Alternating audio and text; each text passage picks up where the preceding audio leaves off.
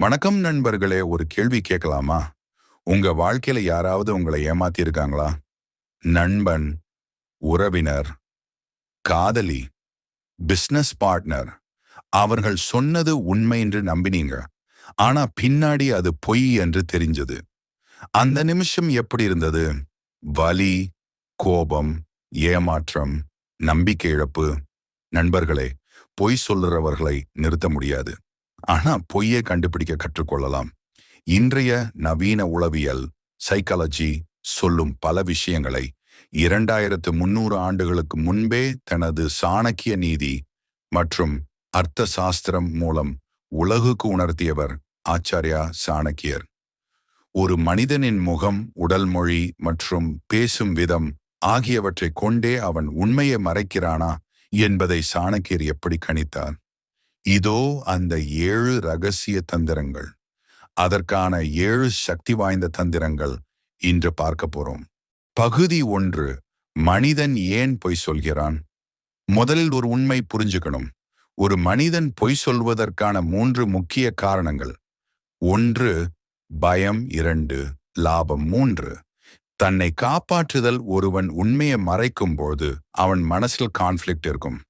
அந்த கான்ஃப்ளிக்ட் தான் நமக்கு க்ளூ தரும். தந்திரம் 1. வார்த்தைகளுக்கு இல்லை, நடைக்கு கவனம். சனகா சொன்ன ஒரு முக்கிய கருத்து. மனிதனை அவன் சொல்வதனால் அல்ல, அவன் நடத்தையால் மதிப்பிடு. ஒருவர் பொய் சொல்றப்போ கண் தொடர்பு மாறும், குரல் டோன் மாறும், உடல் மொழி டைட் ஆகும். உண்மையான மனிதன் ரிலாக்ஸா பேசுவான். பொய் சொல்லுறவன் கண்ட்ரோல் பண்ண முயற்சி செய்வான். முகபாவனைகளில் ஏற்படும் மாற்றம். The mirror of the mind. சாணக்கியரின் கூற்றுப்படி மனதில் உள்ள எண்ணங்கள் முகத்தில் பிரதிபலிக்கும். ஒருவர் பொய் சொல்லும்போது அவரது மூளை கற்பனை செய்யவும், இமேஜினேஷன், உண்மையை மறைக்கவும், சப்ரஷன், ஒரே நேரத்தில் போராடும். கண்களை கவனித்தல். பொய் சொல்பவர்கள் உங்கள் கண்களை நேருக்கு நேர் பார்த்து பேச தயங்குவார்கள் அல்லது மிக அதிகமாக பார்த்து உங்களை நம்ப வைக்க முயற்சிப்பார்கள்.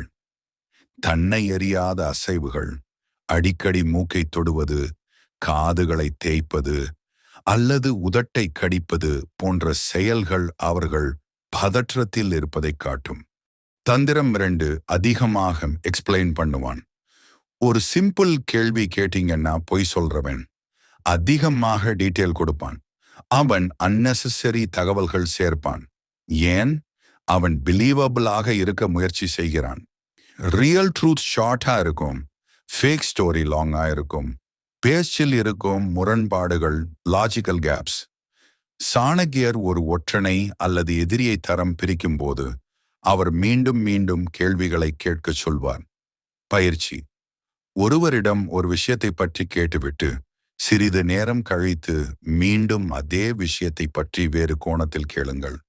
விளைவு. உண்மையை சொல்பவர் கதையில் எந்த மாற்றமும் இருக்காது. ஆனால் பொய் சொல்பவர் முதல் முறை சொன்ன கதையிலிருந்து சிறிய மாறுதல்களை செய்வார். பொய்க்கு கால்கள் இல்லை, அது தடுமாறும் என்பது சாணக்கியரின் வாக்கு. தந்திரம் 3. நேரடி பதில் தவிர்க்கும். நீங்க கேள்வி கேட்டீங்க, நீங்க இதை செய்தீங்களா? பொய் சொல்றவன் டாபிக் சேஞ்ச் பண்ணுவான். கேஷனுக்கும் கேஷனு கேட்பான். ஆங்கர் காட்டுவான். ஏன்? டைரக்ட் ஆன்சர் கொடுத்தா சிக்கி விடுவான். அளவுக்கு அதிகமான விளக்கம். The over explanation drop. ஒருவர் ஒரு கேள்விக்கு மிக நீண்ட, தேவையற்ற விளக்கங்களை கொடுக்கிறார் என்றால் அவர் அங்கே எதையோ மறைக்கிறார் என்று அர்த்தம். பொய் சொல்பவர்கள் தங்களை நிரபராதி என்று காட்டிக்கொள்ள அதிகப்படியான தகவல்களை ஓவர் டெயில் ரிங் அள்ளி வீசுவார்கள். சாணக்கியர் சொல்வார், தேவைக்கு மேல் பேசுபவன் உண்மையை மறைக்கிறான் அல்லது தன்னை தானே தற்காத்து கொள்ள போராடுகிறான். தந்திரம் 4. கண்கள் உண்மையை சொல்லும். பாடி லாங்குவேஜ்ல முக்கியமானது ஐஸ். பொய் சொல்லும் போது rapid blinking, eye contact, avoid, கீழே பார்க்கும். ஆனா கவனிக்கவும், அனைவரும் நர்வஸா இருந்தாலும் இப்படி இருக்கலாம். அதனால ஒரே சிக்னல் பார்த்து முடிவு பண்ணக்கூடாது. பேட்டர்ன் பார்க்கணும். உடல் மொழியில் ஏற்படும் இறுக்கம், பாடி லாங்குவேஜ் ஸ்டிஃபனிங். உண்மை பேசுபவர்கள் இயல்பாக கைகளை அசைத்து பேசுவார்கள். ஆனால் பொய் சொல்பவர்களின் உடல் ஒருவிதமான இறுக்கத்திற்கு உள்ளாகும். அவர்கள் கைகளை மார்புக்கு குறுக்கே கட்டிக்கொள்வது அல்லது கைகளை சட்டை பைக்குள் மறைத்து வைப்பது போன்ற செயல்களில் ஈடுபடுவார்கள். இது ஒருவிதமான தற்காப்பு நிலை, டிஃபென்சிவ் மோட். அவர்கள் உங்களை விட்டு சற்று விலகி நிற்கவோ அல்லது உடல் ரீதியாக ஒரு இடைவெளியை உருவாக்கவோ முயற்சிப்பார்கள். தந்திரம் 5, ஸ்டோரி கன்சிஸ்டன்சி செக். ஒரு விஷயத்தை 2 முதல் 3 நாள் கழித்து மீண்டும் கேளுங்கள். உண்மை சொன்னவன் அதே மாதிரி சொல்லுவான். பொய் சொன்னவன் டீட்டெயில்ஸ் மாறும். என பொய்யை நினைவில் வச்சுக் கொள்வது கஷ்டம். குரல் துணியில் மாற்றம், வோக்கல் ஃப்ளக்சுவேஷன்ஸ். சாணக்கியர் ஒரு மனிதனின் குரலில் ஏற்படும் நடுக்கத்தை வைத்தே அவனது மனநிலையை கண்டறிவார். திடீரென குரல் உயருவது அல்லது மிகவும் மெலிதாக மாறுவது பொய்க்கான அறிகுறி. கேள்வி கேட்டவுடன் பதில் சொல்லாமல் அந்த கேள்வியையே மீண்டும் உங்களிடம் கேட்பார்கள். உதாரணமாக, நான் ஏன் அப்படி செய்ய போகிறேன்? இது பதில் யோசிப்பதற்கான நேரத்தை அவர்கள் எடுத்துக்கொள்வதை காட்டுகிறது. தந்திரம் 6, சைலன்ஸ் டெக்னிக். இந்த டெக்னிக் மிகவும் பவர்ஃபுல். நீங்க கேள்வி கேட்ட பிறகு அமைதியா பாருங்க. பலர் சைலன்ஸ் டாலரேட் பண்ண முடியாது.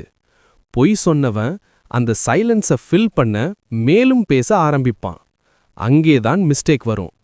வியர்வை மற்றும் தாகம், த பிசிக்கல் ரியாக்ஷன். நமது உடல் பொய் சொல்ல விரும்புவதில்லை. அதையும் மீறி நாம் பொய் சொல்லும்போது நரம்பு மண்டலம் தூண்டப்பட்டு வியர்வை சுரக்கும். குளிர்சாதன வசதி உள்ள அறையிலும் ஒருவருக்கு நெற்றியில் வியர்க்கிறது அல்லது அடிக்கடி தண்ணீர் குடிக்கிறார் என்றால் அவர் கடும் மன அழுத்தத்தில் இருக்கிறார் என்று பொருள். சாணக்கியர் தனது ஒற்றர்களுக்கு இதை கூர்மையாக கவனிக்க பயிற்சி அளிப்பார். தந்திரம் 7, உணர்ச்சி ரியாக்ஷன் அப்சர்வ் பண்ணுங்கள். உண்மை சொன்னவன் காமா ஸ்டெடியா இருப்பான். பொய் சொன்னவன் ஓவர் ஆங்கரா, ஓவர் டிஃபென்சிவா விக்டிம் ப்ளே பண்ணுவான். ஏன்னா அவன் கில்ட்டை ஹைட் பண்ண முயற்சி செய்கிறான்.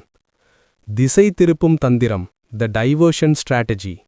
நீங்கள் ஒரு முக்கியமான கேள்வியை கேட்கும்போது அவர்கள் பதிலளிக்காமல் உங்கள் மீது கோபப்பட ஆரம்பிப்பார்கள். என்னை எப்படி நீ சந்தேகப்படலாம், உனக்கு என்மேல் நம்பிக்கையே இல்லையா என்று உணர்ச்சி வசப்பட்டு பேசுவார்கள். தவறு செய்தவன் தப்பிக்க பயன்படுத்தும் கடைசி ஆயுதம் தாக்குதல். தலைப்பை மாற்றி உங்களை குற்றவாளியாக்க முயற்சி செய்வார்கள். Real life example segment, story telling. Imagine பண்ணுங்க, ஒரு பிசினஸ் பார்ட்னர் உங்களிடம் சொல்கிறான், நான் லாஸ் காரணமாக தான் லேட். நீங்க அப்சர்வ் பண்ணுங்க, ஐ கான்டாக்ட் இல்லை, எக்ஸஸ் எக்ஸ்பிளனேஷன், டிஃபென்சிவ் டோன். இங்க சிக்னல்ஸ் கம்பைன் ஆகுது. அதுதான் சாணக்கிய ஸ்ட்ராட்டஜி. ஒரு சைன் அல்ல, multiple science. Final deep message. நண்பர்களே, பொய்யை கண்டுபிடிப்பது ஒரு ஸ்கில். ஆனா அதை விட பெரிய ஸ்கில் என்ன தெரியுமா? உண்மையான மனிதராக இருப்பது. நீங்க ஆனஸ்டா இருந்தா உங்களுக்கு இன்ஸ்டிங்க்ட் டெவலப் ஆகும். மனசு சொல்லும். சாணக்கியர் சொல்வது போல, ஒருவனை நம்புவதற்கு முன்னால் அவனை பலமுறை சோதித்துப்பார். இந்த பொய் கண்டறியும் தந்திரங்கள் உங்களை ஏமாற்றங்களிலிருந்து காப்பாற்றும் ஒரு கேடயமாக இருக்கும். ஆனால் நினைவில் கொள்ளுங்கள், இவை ஒருவரின் குணாதிசயங்களை உணர்ந்து கொள்வதற்கான வழிகளே தவிர யாரையும் தேவையின்றி சந்தேகப்படுவதற்காக அல்ல. உங்களுக்கு மேலே இருக்கும் அந்த ஸ்கிரிப்டில் குட்டிக் கதைகள் சேர்த்து சாணக்கியர் சொன்ன கதை பார்க்கலாம் வாங்க. அந்த ஒரு குட்டிக்கதை, காணாமல் போன வைர மோதிரம். மௌரிய பேரரசின் ஒரு சிற்றரசர் தனது விலைமதிப்பற்ற வைர மோதிரத்தை தொலைத்து விடுகிறார். அந்த அறையில் அந்த நேரத்தில் 4 பணியாளர்கள் மட்டுமே இருந்தனர். ஆனால் 4வருமே நான் எடுக்கவில்லை என்று சத்தியம் செய்கிறார்கள். இந்த சிக்கலை தீர்க்க ஆச்சாரியா சாணக்கியர் அழைக்கப்படுகிறார். அவர் அந்த 4வரையும் ஒரு வரிசையில் நிற்கச் சொல்லி இந்த 7 தந்திரங்களையும் பயன்படுத்தி எப்படி திருடனை கண்டுபிடிக்கிறார் என்று பாருங்கள். திசை திருப்பும் தந்திரம், த டைவர்ஷன். சாணக்கியர் விசாரணையை தொடங்கியதும் முதல் பணியாளன் பதற்றத்தில் கத்தத் தொடங்கினான். அரசே, நான் பல தலைமுறையாக உங்களுக்கு உண்மையாக இருக்கிறேன், என்னை எப்படி சந்தேகப்படலாம் என்று கோபப்பட்டான். சாணக்கியர் குறித்து கொண்டார். தவறு செய்தவன் தப்பிக்க தாக்குதல் நடத்துகிறான். குரல் துணி மற்றும் வியர்வை, வோக்கல் அண்ட் பிசிக்கல் ரியாக்ஷன். 2வது பணியாளனிடம் கேட்டபோது ஏசி இல்லாத அந்த காலத்திலும் அவனுக்கு நெற்றியில் வியர்த்தது. பேசும்போது அவன் குரல் நடுங்கியது. அவன் சொன்னது ஒரே வரிதான், ஆனால் அதை சொல்லும்போதே 3 முறை தண்ணீர் குடித்தான். அளவுக்கதிகமான விளக்கம், ஓவர் எக்ஸ்பிளனேஷன். 3வது பணியாளனிடம் கேட்டபோது அவன் கேட்காத கதையெல்லாம் சொன்னான். நான் காலையில் பூ பறிக்கப் போனேன், பிறகு விளக்கு துடைத்தேன், அப்போது ஜன்னல் ஓரம் ஒரு பறவை அமர்ந்திருந்தது என தேவையில்லாத தகவல்களை அடுக்கினான். உண்மையை மறைக்க அவன் கதையை ஜோடிக்கிறான் என்பதை சாணக்கியர் உணர்ந்தார். சாணக்கியரின் மாஸ்டர் பிளான். இப்போது சாணக்கியர் ஒரு தந்திரம் செய்தார். ஒரு இருட்டு அறைக்குள் ஒரு கழுதையை கட்டி வைத்தார். இந்த கழுதையின் வால் மாயாஜால சக்தி கொண்டது. திருடன் இந்த வாலை தொட்டால் இந்த கழுதை கத்தும் என்று பொய் சொன்னார். உண்மையில் அவர் அந்த கழுதையின் வாலில் ஒரு கருப்பு நிற மையினை தடவியிருந்தார். சிறிது நேரம் கழித்து 4வரும் வெளியே வந்தனர். கழுதை கத்தவே இல்லை. ஆனால் சாணக்கியர் அனைவரின் கைகளையும் காட்டச் சொன்னார். முதல் 3 பேரின் கைகளிலும் கருப்பு மை படிந்திருந்தது. ஆனால் 4வது பணியாளனின் கை மட்டும் சுத்தமாக இருந்தது. முடிவு, அந்த 4வது பணியாளன்தான் திருடன். ஏனென்றால் அவன் மனதில் பயம் இருந்தது. வாலை தொட்டால் கழுதை கத்தி தன்னை மாட்டிவிட்டுவிடும் என்ற பயத்தில் அவன் வாலை தொடவே இல்லை. சாணக்கியர் அங்கே கவனித்த தந்திரங்கள். உடல் மொழி. அவன் கைகளை மறைத்து கொண்டு நின்றான். கண்களை கவனித்தல். அவன் சாணக்கியரின் கண்களை பார்க்க பயந்து தரையை பார்த்தான். முரண்பாடு. மற்ற 3வரும் தைரியமாக தொட்டபோது இவன் மட்டும் விலகி நின்றது அவனது குற்ற உணர்ச்சியை காட்டியது. நண்பர்களே, உங்கள் வாழ்க்கையிலும் யாராவது இப்படி தேவையில்லாமல் கோபப்பட்டு அல்லது அளவுக்கு அதிகமா விளக்கம் கொடுத்து உங்களை நம்ப வைக்க முயற்சி செய்திருக்கிறார்களா? கமெண்ட்ல சொல்லுங்க. Powerful closing. இந்த 7 தந்திரங்கள். பாடி லாங்குவேஜை கவனிக்கவும்.